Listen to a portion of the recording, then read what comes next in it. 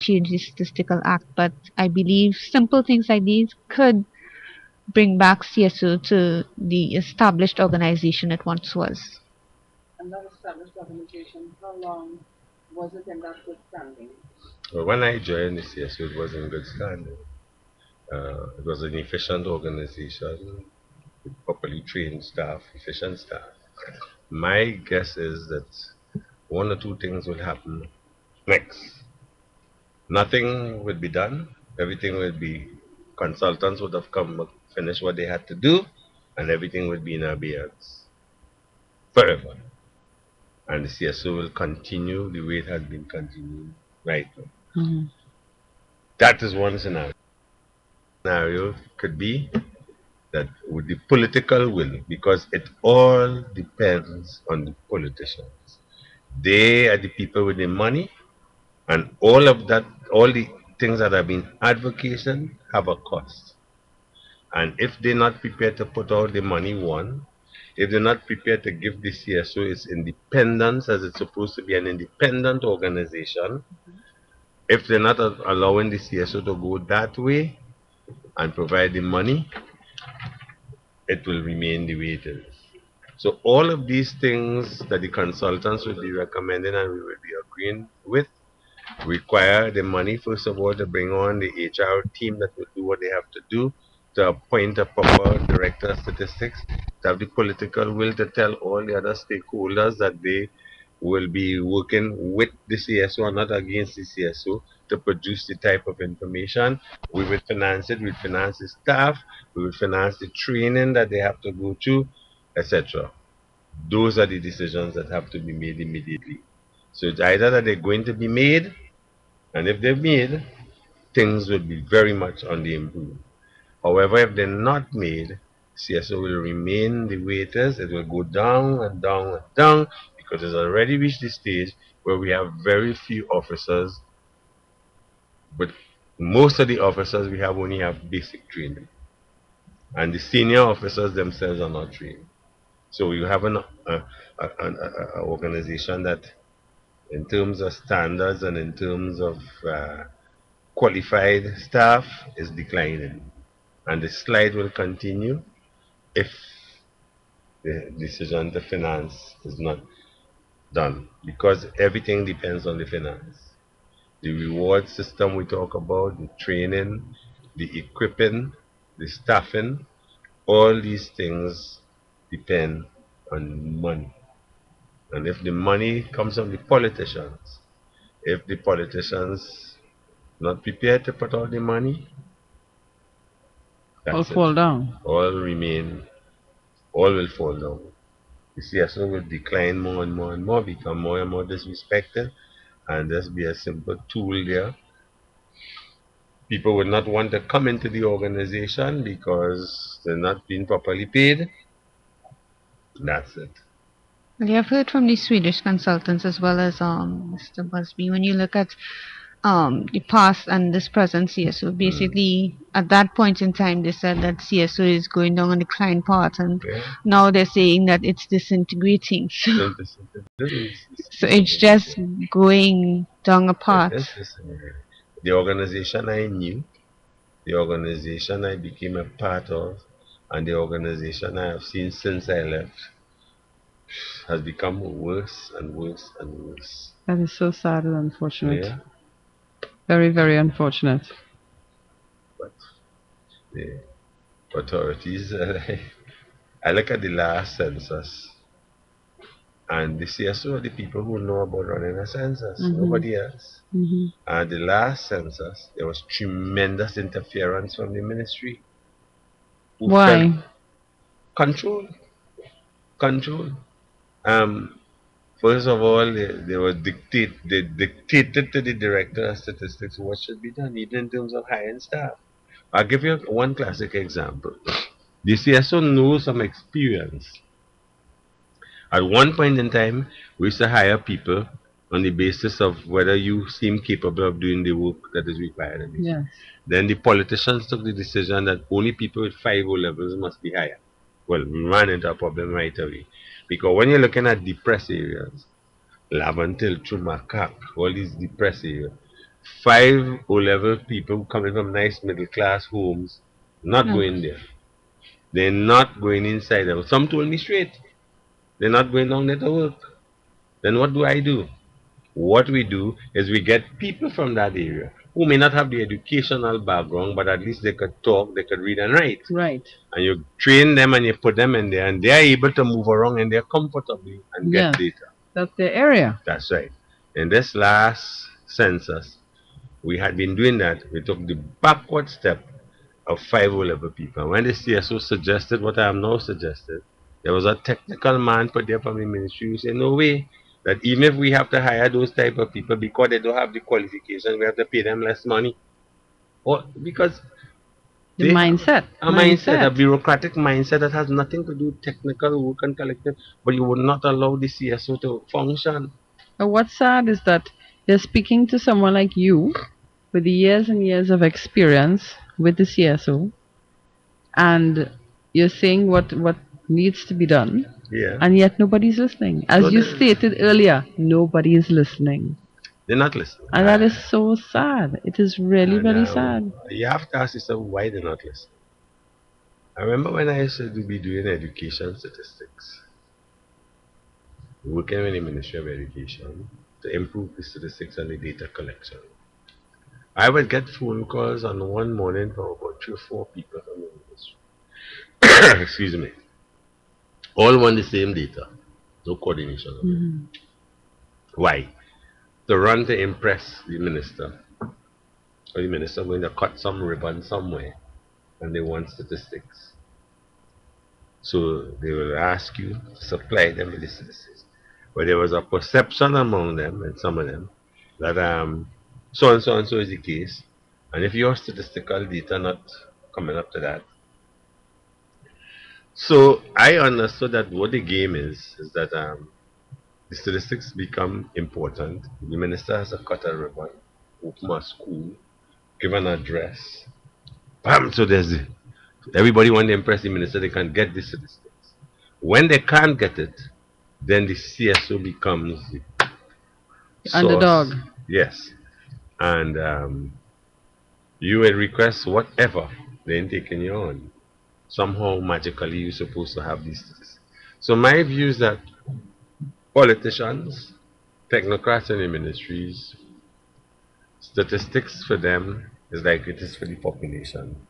Where somebody would turn on Trinidadians and the whole are not empirically minded, but nevertheless have opinions and show that this is that and that is the other. And they operate on that basis. Somebody say, we have so many schools in the area, or we need so many schools in the area. It doesn't matter what is the size of the population, whatever. So we need so many schools in that area. And if your statistics not telling them that, then you waste your time. So, where are we going? So Nowhere fast. we're not empirically minded people. We don't believe that we need to research anything to get facts and figures. We say everybody living here, man, will tell you, well, all of you living here and all of us know that that is the position. What are you coming up with? We're telling me what statistics. Everybody know in Trinidad that so and so and so is the case. And right away he dismissed all your research and all your surveys. However, when he mark bus and they want information now, they will treat us officially looking forward to you. Yeah. But he hasn't put anything in place to assist you to get the information because everybody know that. Yes. Everybody Yes. knows that. Everybody knows. You want to run a survey to do what? And for that, everybody knows them thing. You pour money to do that. You're wasting your time and your money. And that is the attitude of even the people in the higher authorities. You know, many times they attempt public service the evaluation exercise in the public service because there was a perception that the public service is overstaffed. Here was a perception. But yet there are how many thousands of vacancies? Is it 20,000 vacancies? That's right. And they operate in this entire public service with all the political and other decisions being made on a perception that the public service is overstaffed. But as Janelle will tell you, endless vacancies all over the public service, but you're not filling them. No. It's a dismantling of the public service. You go to places like Mount Hope, there's a shortage of nurses, a shortage of teachers. but the public service was Yeah. I don't, and the politicians, they suit their purposes. Yeah. Because you see, you use that as a weapon to attack whatever government went out of office. Right. And then when they in turn get back in office, they use it to attack you. Correct. So we ain't going nowhere. So nobody wins. Nobody wins. Nobody wins. As the poor public servant had to continue along the grounds of doing X, Y, and Z and getting XP for it. And I say, I have no problem in linking productivity with performance, with salary. But I dare any of them to put it in place. Teachers getting problems with that right now with the CPU. Because they wanted to do a sort of evaluation situation with teachers. When they understand what is going on, you'll have to pay teachers plenty more money because you're talking about productivity. I will tell you, in the public service, a public servant, if he has to function, has to be messenger. You have to get up with files, take files from one point to the next one. You have to do all sorts of things that is not your job that they're being paid for. If when they do the evaluation exercise, they find out all these different things that they didn't consider that public servants have to do, then they will understand that they have to pay public servants much more money. So let's see where it's going. Because I know, curiously, all the previous efforts fall short. And You have to ask why. and then, as you mentioned, is it still that to date there's no degree program in place for a person to become degreed Statistics. in statistics? None. So then, if a Trinidadian has a desire to be in that area of expertise, where does one go as the nearest place? Well, you probably have to go to the States or England or somewhere. Nowhere in the Caribbean or in the region? No. Not the University of the West Indies doesn't run a program. No. So it doesn't run a basic program in statistics. And then in the aspects of statistics like sampling and so on, no program on that. So it means that you have to go outside. But when you ask yourself, well, if you go outside and do a degree in statistics with expertise in sampling and so on, the return to Trinidad to get $7,000 a month. Well, you anticipated my next question, which was, what is the incentive for a person who takes the time, the effort, and the money to become the grade in statistics and then have to return to what? Precisely the point. And then the frustration that is within the organization as Correct. well. That is why the plan is for the CSO to be independent so that it can hire its staff and pay them without involvement with the rest of the public service or with public service salaries that are out there. So then what's basically happening when we're talking about the continued dismantling of the public service, we're seeing that there's no incentive whatsoever for persons to want to get into the public service when back in the day Yes, yeah. it was a sense of pride that When one I came felt. out of school, that was Well, like Yes. entering into Yes. the public service. The propaganda went around that being a public servant is a bad rule. Everybody's heavily critical of the public service. So the thought came about that, well, what you have to do, since you can't discipline a public servant and you can't get rid of them, and they're not working and they're not functioning, you bring in people who could work and function under contract. Right. And abuse. Good. Now, when you bring in people under contract, they have no position description. So anything you ask them to do, They have to must do, must comply. They have to satisfy you, whether you right or wrong, because if they don't, you get rid of them. Pronto. But people not foolish. If that is the attitude, I'm looking for a job, yeah, come in. So what I would do with the 3-year contract that they give me, get some experience, And so that move when I on. apply for my private sector job, I have both the 3 years experience that the private sector is demanding, and now I can leave. Yeah. So the continuity that the public service demands will goes out the door because you're despising the current public servants with the experience. You're not paying them. You're not promoting them. So you're waiting as they get old and they retire and they're gone. The private sector person comes in. They can't function. Let me ask you this question, Mr. Baldwin, as you mentioned just now that a person being brought into the public service as, well, this will be the final question because we're already at 12 noon. And I thank you again for both of you for your time. If a person has comes in as a as you just mentioned, a contractor. Contract. There's no contract per se, is there? Is there a contract? There's a contract, a 3-year contract, Mm-hmm. and they're now saying to these people with the 3-year contracts that when the contract is up, there's no automatic renewal based Right. on performance appraisal. Okay, so They have to there's no reapply. renewal. So the 3 years have come and gone. There's no renewal process. So then what happens with that person after, as you mentioned, they've gotten the 3 years of experience, 3-year contract is up. They're now basically month to month, so to Yeah, say, for the yeah, lack of a better expression. yeah. Then what happens? Does it mean then that that person could just leave the job at any minute Correct, without notice? correct, And likewise, the employer can give the person correct. uh, Well, they tell them they're going to re-advertise the job and they have to reapply and face the interview panel again. every month. Well, if they're going to have a longer contract, but they're not having any longer Yes, contract, they're they're doing just it keeping month to them Per month month. to month, yeah. month. So it Yeah, means that every month these people have to be correct. interviewed. So they're not staying. So then what does that do? You have been So they have no contract. no contract, They have no benefits, no benefit, no health benefits, no benefits regarding their vacation none time, of that. And if you nothing of miss the a day, take it kind. out your salary, Right, taken out of the sick or salary, otherwise. sick or otherwise. And it means then that that person can leave that slot without notice And that's it. because there's no contract. Likewise, the employer can say goodbye. That's it. Thanks, but no thanks. That is what they're doing to the public service. That's unfortunate. Nobody cares because you see, Nobody cares. there's a mindset that tells you that the public service is you're not bound, you're not bound to have that. You could maybe contract it out. Maybe you So could then, Mr. contract. Baldwin, you have used a very interesting expression. You stated that nobody cares. And the common thread throughout this conversation today, the conversations that have taken place in this radio station before today, prior to today, as well as on the TV program, You and I on PSA, every Sunday that airs on CTV, Channel 6, Channel 5, rather.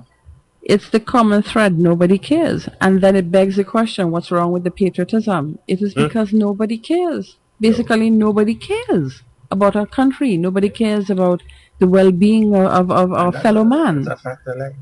If I can make $2 and $3 million, my family all right for the rest of my life. So I don't care about other people. Right, nobody cares. So if all you can eat and drink and the whole thing mash up, And everything falls I apart. all right, I have Right. $3 million put aside. Right, because nobody That's cares. it. Nobody And some cares. go so far as to tell you they have the green card.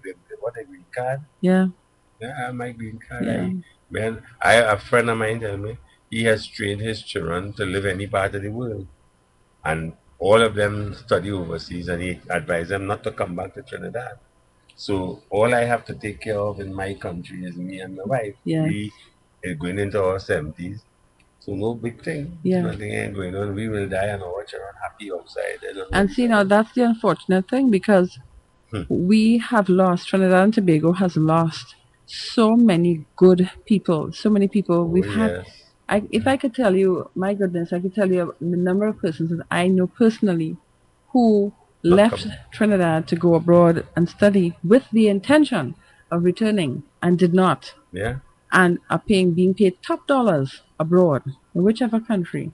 And I'm saying, my goodness, we can have these people back Oh here. yeah, and But we don't. I could give you a whole long list of boys I went to St. Mary's College with Mm-hmm.